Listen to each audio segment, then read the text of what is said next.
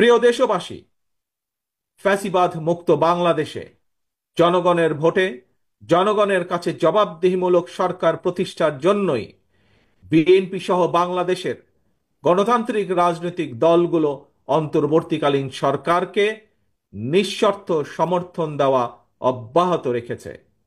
তবে গণতান্ত্রিকামী জনগণ মনে করে অন্তর্বর্তীকালীন সরকারের প্রতি অনির্দিষ্টকালের জন্য সমর্থন অব্যাহত রাখা যৌক্তিক নয়।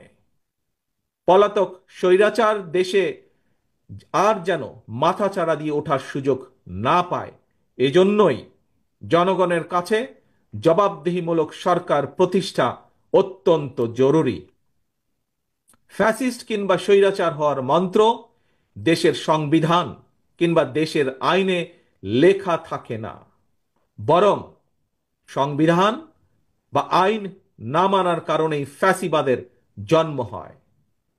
একজন ব্যক্তি বা গোষ্ঠী যখন থেকে নিজেকে কিংবা নিজেদেরকে একমাত্র অনিবার্য অপরিহার্য মনে করে, জনগণের উপর একক সিদ্ধান্ত চাপিয়ে দিতে শুরু করে, তখন থেকেই ফ্যাসিবাদের যাত্রা শুরু হয়।